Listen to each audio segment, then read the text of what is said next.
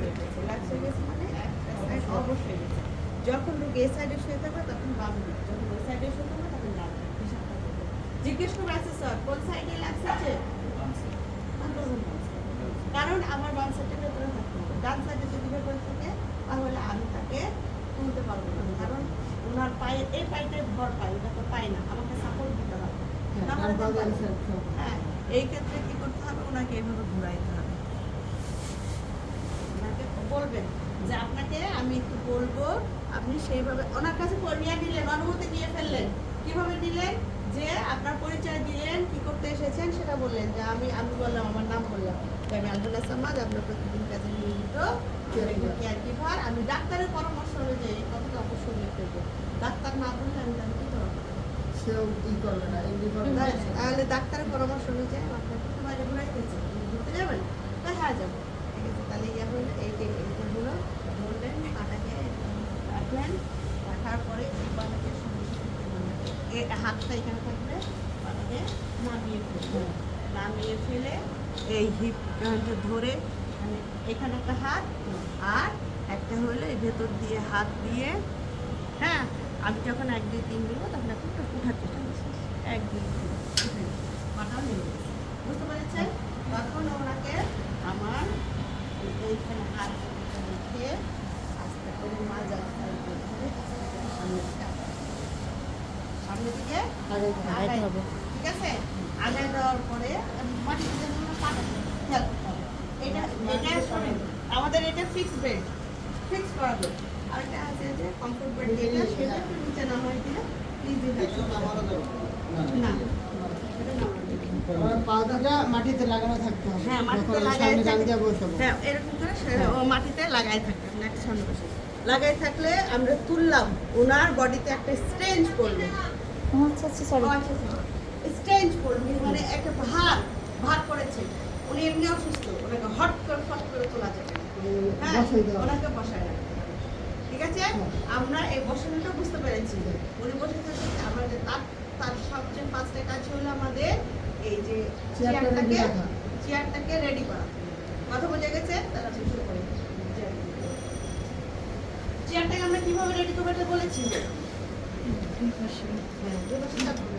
এটা দেখুন খুলে গেছে, ইজি। এইখানে প্যান্ডেলগুলো তুলে দিব, যখন রুগী নামাবেন তখন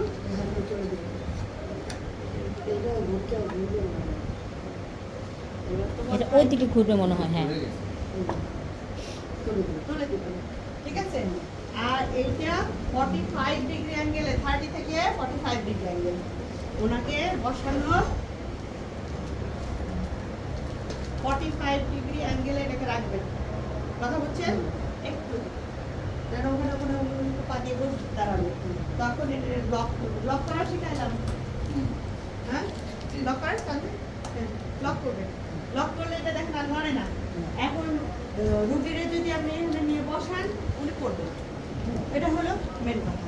তাহলে আমরা করলাম কি, ওনাকে এপাশে ভাঁজ করলাম, হ্যাঁ ভাঁজ করে এই যে এখানে পায়ের পাটা নামাতে হবে, আর এইটা হিপের উপরে একটা হাত, আর ওনার হাতটা কিন্তু এভাবে রাখবেন, যে এটা লেফট হাত, সে হাতটা নিচে, যেটা ভালো হাত সেটা ধরে রাখবে, কারণ এটা যেন পড়ে না যায়। লেফট হাতটাকে নিচে রাখবে, আর একটা দিয়ে এটা ধরে রাখবে, আর এটা যদি উপরে থেকে এটা যদি নিয়ে থাকে তাহলে পড়ে যাবে। হ্যাঁ, এই জন্য ঘাড়ের নিচে হাত দিয়ে আমি যখন 1 2 3 বলবো তখন উনি উঠে বসবেন, 1 2 উনি নিজে থেকে বসবেন, নিচে মাটিতে রাখবেন না, এখন দিয়ে একটু বসাইলেন, বসানোর পরে একটুক্ষণ ওনার মাজার এই জায়গাটা ধরে এখানে একটা চাপ দেবেন, এখানে আগাই গেছে, এখানে আপনি বসায় রাখবেন, মানে উঠানোর সাথে সাথে বসানো যাবে না, বসায় রাখবেন।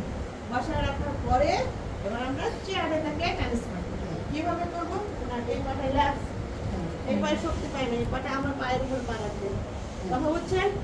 আর এই পাটা ছবি আছে, ওনাকে বলবেন, হ্যাঁ ওনাকে বলবেন আপনি ওই পাশ দিয়ে দেখি, দেখা যায় না দিক দিয়ে।